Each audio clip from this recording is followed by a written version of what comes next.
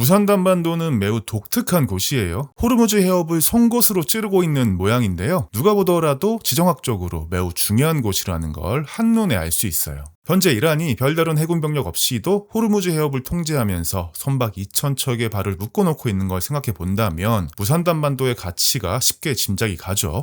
현재 무산단반도의 주인은 오만입니다. 그런데 오만 본토와는 70km 정도 떨어져서 UAE에 둘러싸인 채 고립돼 있죠. 이런 곳을 월경지라고 하는데요. 오만의 월경지는 또 있어요. 밑으로 조금만 내려오면 마다라는 곳이 있는데요. 이곳 역시도 오만 본토와 떨어져서 섬처럼 고립되어 있는 월경지입니다. 그런데 이 마다 안에는 또다시 UAE의 월경지인 나후아가 있어요. 기가 막히죠. 월경지 안에 월경지가 들어있는 걸 카운터 월경지라고 하거든요. 현재 카운터 월경지는 전 세계에서 단 2곳밖에 없는데 다른 한 곳은 네덜란드와 벨기에 국경지대에 있는 바를레 헤르토흐 지역이에요. 그런데 이 두 곳이 다른 점이라면 네덜란드와 벨기에는 스스로가 땅을 사고 팔면서 카운터 월경지가 만들어진 거고 이곳 무산단반도 일대는 영국이 국경선을 그려줬다는 데 있죠. 그런데 오만의 월경지들은 사실 애교 수준이에요. UAE, 즉 아랍에미리트 연합은 1971년 7개의 토호국이 모여서 만들어진 신생 국가인데요. 하나의 국가이긴 하지만 각자의 토호국들이 자치를 하고 있기 때문에 이 토호국들 사이에도 국경선이 존재합니다. 우선 큰형격인 아부다비는 하나의 땅으로만 되어 있어서 별 문제가 없는데 둘째형 두바이는 본토 하나에 저 멀리 오만에 붙어있는 월경지가 하나 있고요. 샤르자는 본토가 하나, 월경지가 무려 5개인데 그 중에 하나는 푸자이라와 공동 관리를 하는 곳이에요. 아주 많은 본토 자체가 샤르자에 쌓여서 면적이 가장 작은데 그나마 있는 월경지 2개 중에 한 개도 오만이랑 공동 관리를 하고 있고요. 그 옆으로 알쿠아인이 있고 라스 알카이마는 본체가 하나, 월경지가 하나, 마지막으로 푸자이라는 본토 하나에 월경지 2개, 샤르자와 공동구역 1개, 이렇게 그림이 그려져 있는 게 아랍에미리트 연합입니다. 그리고 짐작하겠지만 이 국경선을 그어준 것도 역시나 영국이었죠. 대충 세계 사이에 이상한 일이 있을 때마다 영국을 지목하면 맞는다고들 하는데 사실 영국이 이 척박한 사막 땅에 처음부터 관심이 있었던 건 아니었어요. 하지만 검은 황금, 석유가 나오기 시작하면서 180도 달라졌죠. 19세기 인도를 식민지배하던 영국의 동인도 회사가 가장 많은 돈을 벌었던 방법은 인도에서 생산되는 설탕과 후추, 면직물을 싣고 뭄바이에서 출발해 아바스, 랭게, 부쉐르를 거쳐서 바스라를 최종 종착지로 하는 페르시아만 무역 항로를 이용하는 거였죠. 때문에 이 호르무즈 해협이 안정적으로 관리가 되어야지만 영국도 안정적으로 꿀을 빨 수 있었는데요. 그런데 18세기 중반부터 카와심이라는 해양 세력이 나타나면서 영국의 꿀단지에 위협이 감지되기 시작하죠. 카와심은 라스 알 카이마를 거점으로 랭게, 아바스까지 활동 반경을 넓히면서 전성기에는 대형 선박이 63척, 소형 다우선이 810척에다가 병력이 25,000명에 달하는 막강한 세력으로 거듭났어요. 호르무즈 해협을 지나가는 모든 배들은 카와심에게 관세와 통행세를 바쳐야만 했죠. 하지만 영국이 통행세를 낼 리 만무했겠죠. 그래서 두 세력 간의 다툼이 자주 발생하고 영국 상선이 납포되는 일도 심심치 않게 일어났죠. 영국은 이걸 해적 행위라고 규정하면서 최대한 영국답게 해결하려고 했어요. 바로 카와심의 본거지인 라스 알 카이마를 폭격해서 초토화시켜 버리는 거였죠. 그런데 카와심을 안이꼽게 보는 건 영국만이 아니었습니다. 원래 이 호르무즈 해협의 최강자는 오만이었거든요. 카와심은 오만 제국과 봉신 관계를 맺었던 부족이었는데 오만 제국이 쇠락한 틈을 타 독립을 선언해 버리더니 오히려 오만을 몰아내고 호르무즈 해협을 장악해 버리니까 오만 입장에선 카와심 생각만 하면 너무 좋아가지고 부들부들 떨릴 수밖에 없었겠죠. 이런 오만의 속사정을 잘 알고 있던 영국은 오만에게 연합작전을 제안하게 되는데요. 그렇게 해서 1819년 12월 영국군 3,000명과 군함 20여 척, 오만군 600명과 함선 2척이 라스 알 카이마 앞바다에 집결하게 됩니다. 막강한 한포 화력을 쏟아내는 연합군을 견디지 못한 카와심은 라스 알 카이마를 버리고 산속의 다야 요새까지 도망쳐서 항전했지만 12월 22일 결국 항복을 하고 말죠. 영국은 이 기세를 몰아서 그 옆에 알쿠아인, 아지만, 샤르자, 두바이 등의 연안 항구 도시들과 선박들을 초토화시켜 버리는데요. 결국 걸프 연안 대부분의 도시들이 영국에 굴복하게 되면서 저희들 다시는 해적질 안 하겠습니다 라고 하는 일반 해양 조약을 맺게 됩니다. 그동안 통일된 이름이 없었던 이곳 부족들을 한데 모아서 휴전 토우국이라고 명명한 뒤에 1853년에는 영구 해상 휴전, 1892년에는 배타적 협정을 차례대로 맺으면서 외교권과 국방권을 박탈하고 영국의 보호령으로 격화시키죠.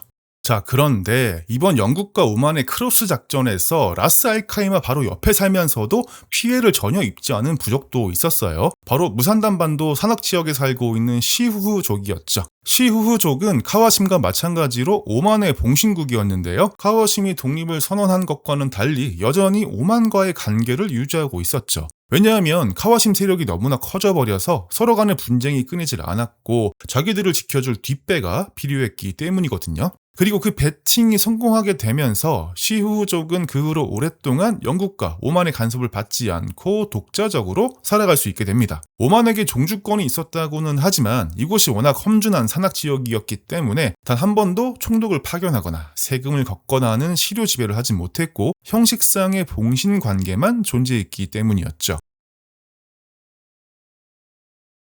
걸프 국가 전체를 보호령으로 지배하고 있던 영국은 걸프 국가들 간의 국경 문제는 큰 관심이 없었어요. 다만 페르시아만과 홍해의 항로는 영국의 목숨줄이었기 때문에 걸프 국가들이 오스만이나 프랑스, 러시아 같은 다른 열강들의 손에 넘어가는 것만은 극히 예민하게 관리하고 있었죠. 그런데 걸프 지역에서 땅만 팠다 하면 석유가 쏟아지면서 서로 간의 국경을 어떻게 긋느냐가 매우 중대한 화두로 떠올랐어요. 석유 회사들이 땅 주인과 협상을 하려면 명확한 소유주와 국경이 표시된 지도가 필요했던 거죠. 하지만 휴전 토호국들과 오만 사이에는 한 번도 정식적인 국경이 그어진 적이 없었는데요. 이 안에 수십 개의 부족이 서로 얽혀 살아가면서 봉신 관계가 수시로 바뀌었기 때문에 경계선을 긋고 문서로 남긴다는 행위가 어불성설이었어요. 하지만 제국주의 마스터였던 영국은 남의 땅에 국경선 그려주는 게 주특기였거든요. 아프리카처럼 자대고 쭉 그어버리던지 인도와 파키스탄처럼 그까이 거 대충 그어버려서 서로 죽일 듯이 싸우게 만들던지 선택지는 여러 개가 있었을 텐데 우리 영국이 달라진 탓이었을까요? 세계적으로 엄청난 비난을 받았던 두 방식은 제외하고 또 다른 신박한 방법을 전 세계에 선보이게 되는데요. 바로 주민 면접 방식이었어요. 그러니까 각 부족들을 일일이 찾아가서 당신의 부족은 어느 토호국과 봉신관계에 있습니까? 라고 물어본 뒤에 저는 아부다비인데요? 하면 아부다비의 영토에 넣어주고 저는 오만인데요? 하면 오만의 영토로 넣어주는 이제껏 들어보지 못한 신종 수법을 들고 나온 거예요. 게다가 보통 국경선을 그을 때 기준으로 삼는 강이나 산 같은 자연지형도 배제를 했어요. 왜냐하면 이곳의 부족들은 마실 물이 가장 중요했기 때문에 샘과 우물을 중심으로 하는 눈에 보이지 않는 생활 반경이 있었고 오로지 주민들의 의견만을 토대로 국경선을 정했죠. 그래서 탄생한 결과물이 이 기가 막힌 국경선이었는데 가장 큰 문제점은 역시나 오만의 월경지가 생긴다는 거였어요. 이 월경지 하나로 여러 분쟁거리가 터지게 되는데요. 무산단반도를 자신들의 멀티라고 생각했던 라스 알 카이마가 당장 들고 일어났어요. 가장 큰 피해를 입은 사람들은 역시 시우족이었는데요. 오만과 사대 관계를 맺고 있다고 해서 여기가 오만 땅이 되는 게 아닌데 왜 갑자기 영국인들이 와서 지멋대로 국경을 그어놓은 건지 황당할 따름이었죠. 하지만 영국 입장에서는 이곳을 반드시 오만 땅으로 만들어놔야 하는 이유가 있었어요. 바로 호르무즈 해협의 항행권을 확보하고 UAE에서 안정적인 석유 공급을 받기 위해서였죠. 자, 이게 무슨 말이냐? 이 역학관계를 잘 이해하기 위해서는 당시 걸프 국가들과 영국의 관계를 좀 알아볼 필요가 있습니다. 해가 지지 않는 제국 시절의 영국은 가고 지구의 새로운 큰형님들로 미국과 소련이 등장하면서 영국 마음대로 걸프 국가들을 주무르던 꿈만 같던 시절은 끝이 납니다. 식민지 국가들이 하나둘씩 독립해서 나가는 와중에 1956년에는 가장 많은 꿀이 떨어지던 수에즈 운하마저 미국과 소련의 압박으로 이집트에게 빼앗기게 되는데요. 엄청난 돈을 벌어들이던 수에즈 운하마저 빼앗기고 나니까 이곳저곳에 만들어둔 해외 기지들을 운영하기가 너무 빠듯해졌고 이 기지들을 점진적으로 철수할 수밖에 없었어요. 그리고 그 마침표로서 1968년 수에즈 동쪽에서의 철수라는 계획을 발표하는데요. 1971년까지 바레인과 카타르를 독립시키고 7개의 휴전 토호국들을 모아서 아랍에미리트 연합이라는 나라를 만들어 놓은 뒤에 자신들의 모든 보호령에서 군대를 철수한다는 내용이었어요. 사실상 대영제국 해체의 날이라고 할 수 있었죠. 하지만 딱 한 나라, 오만은 예외였는데요. 형식상이긴 했지만 오만은 영국의 보호령이 아니라 군사 동맹국이었기 때문이었어요. 오만에서 군대를 철수하지 않더라도 영국 제국주의의 망령이니 하는 비난을 들을 필요가 없었던 거죠. 그래서 이 무산단반도가 오만 땅이어야지만 영국이 군사적 영향력을 행사할 수 있고 호르무즈 해협에서의 안전한 운항권도 보장이 되는 거거든요. 그런데 영국의 계획대로 일이 돌아가려면 전제 조건이 하나 있었어요. 바로 오만의 통치자가 친영국적인 인물이어야 한다는 거였죠. 하지만 당시 오만의 술탄인 사이드 빈 타이무르는 영국의 최대의 골칫거리였습니다. 사이드 빈 타이무르는 서구 문물을 경계하는 걸 넘어 혐오하는 수준까지 이르는 인물이었는데요. 여성들의 복장 통제나 자유여행 금지 같은 건 당연한 수준이었고 정규 학교라고 부를 수 있는 게 오만 전국에 3곳밖에 없었어요. 교육받은 국민은 통치할 수 없게 된다라는 게 사이드 빈 타이무르의 생각이었죠. 오만을 통틀어서 병원은 딱 한 곳, 포장도로는 10km도 채 되지 않았는데요. 전기도 극소수 시설에만 공급이 되었을 뿐 신문사나 방송국, 전화망 같은 건 존재하지도 않았습니다. 때문에 당시 오만은 20세기 중세 국가라는 오명으로 불리고 있었죠. 이러한 술탄의 폭정 때문에 도파르 지역에서는 사회주의 반군이 태어났고 정부군과 오랜 기간 전쟁을 벌이는 중이었어요. 잘못하다간 오만이 사회주의 국가로 전복되는 상황이 발생할 수도 있었죠. 실제로 몇 년 전 옆나라 예멘에선 소련과 중국이 지원한 사회주의 혁명이 성공하면서 영국이 홍해에서의 영향력을 상실하게 되는 악몽 같은 사건이 발생했었는데요. 같은 실수를 2번 하고 싶지 않았던 영국은 술탄을 제거하기로 합니다. 그리고 그의 후계자로 왕세자였던 카부스 빈 사이드를 내세우기로 하죠. 카부스 빈 사이드는 영국의 샌드허스트 사관학교를 나온 친서방적 인물이었는데요. 오만 귀국 후에는 왕위를 찬탈할 수 있다는 이유로 사실상 연금되어 있던 상태였어요. 1970년 7월 23일 영국 정보국 MI6의 지원을 받은 쿠데타군이 살랄라에 있는 술탄의 궁전을 급습했고 술탄을 생포하는 데 성공합니다. 그리고 술탄은 공군기에 태워져서 런던으로 압송되었죠. 영국이 앉힌 통치자는 또 있었습니다. 바로 샤르자의 새로운 통치자인 쉐이크 할리드였어요. 전임 통치자였던 사크르 빈 술탄은 민족주의자이자 영국이 극도로 싫어했던 신생기구 아랍연맹의 열렬한 지지자였는데요. 영국이 영공을 폐쇄하겠다, 전기를 끊겠다 등등 온갖 협박을 다했음에도 불구하고 기어코 샤르자의 아랍연맹 사무소를 열어서 성대한 개소식까지 보란듯이 치러버리죠. 사크르 빈 술탄의 통치가 지속된다면 영국과 매번 각을 세울 게 불보듯 뻔했기 때문에 이번에도 제거 계획을 세우는데요. 사크르에게 두바이에서 회의가 있다고 가짜 초대장을 보내서 유인한 뒤에 영국인 장교가 지휘하는 현지인 부대인 투르샬 오만 스카우트, 즉 TOS를 동원해 체포해서 바레인으로 추방시켜버립니다. 그리고 그의 사촌이자 친서방 인물이었던 쉐이크 할리드를 새로운 통치자로 앉히는데요. 제국주의 영국이 늘상해오던 익숙한 맛 쿠데타였다고 평가할 수 있겠죠. 자, 그런데 이렇게 만반의 철수 준비를 하고 있던 1970년 11월 바레인에 있던 걸프 영국군 사령부에게 한 통의 첩보가 날아듭니다. 이라크, 바레인, 남예멘 출신으로 추정되는 잘 훈련된 아랍 민족주의 반군 20명이 무산단 반도에서 시후족 70명을 포섭해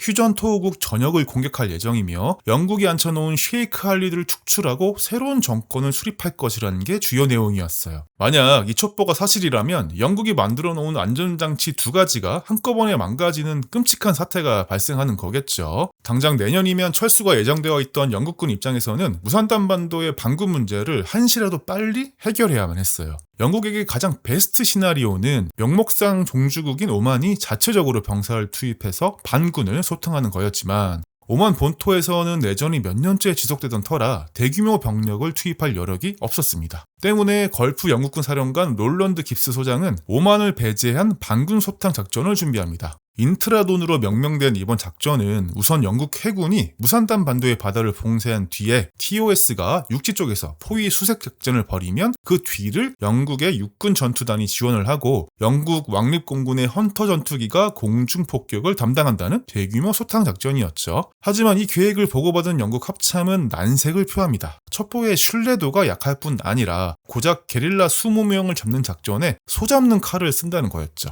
영국의 외무 영연방부도 합참을 거들고 나섰는데요. 이런 민감한 시기에 대규모 군사작전을 벌인다면 영국 제국주의의 부활이라는 세계적인 비난을 받을 게 뻔한 데다가 자칫하면 시후족의 무장봉기를 촉발할 것이라고 내다봤어요. 때문에 계획은 대폭 축소가 되는데요. 세계 중대 병력만 투입해서 반군들과는 직접적인 전투는 피하고 교란 작전을 통해서 적의 규모를 파악한 뒤에 후속 부대를 위한 사전 정지 작업만 하고 나오는 것으로 최종 결론이 내려졌습니다. 아무래도 본격적인 소탕 작전은 5만 군이 직접 하는 것이 좋은 모양새라고 생각했던 것 같아요. 그렇게 해서 1970년 12월 17일 D-Day가 밝았습니다.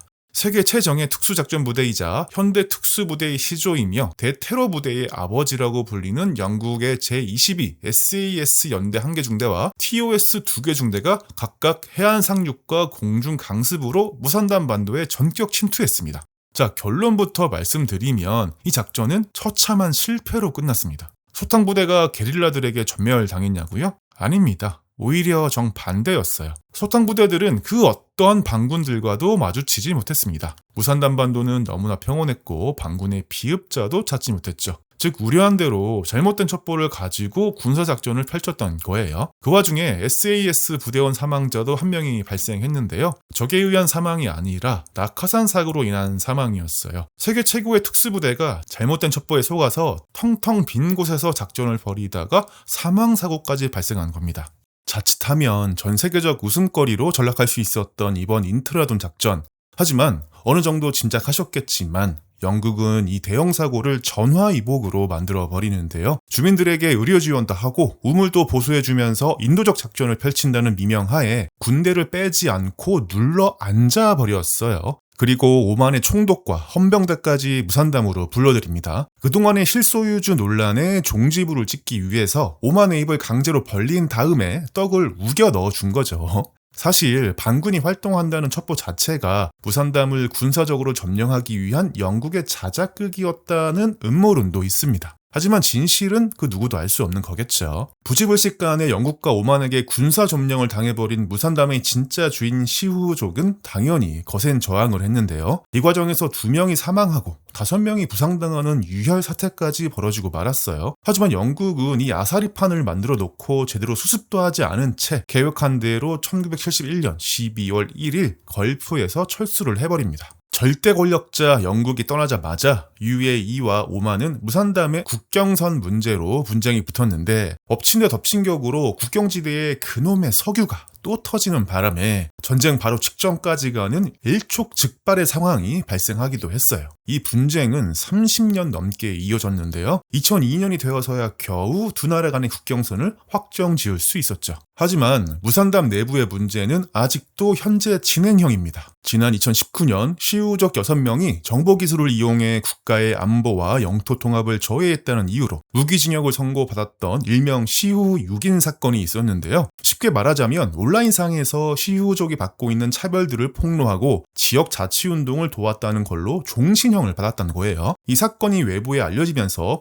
국제인권단체들이 들고 일어났고 그 압력을 이기지 못해 결국 사면을 받게 됩니다. 2020년 기준 무산담에 사는 주민들은 약 4만 9천 명으로 알려져 있는데요. 이곳 주민들은 아직도 정치적 자유를 얻지 못하고 있다고 볼 수 있겠죠.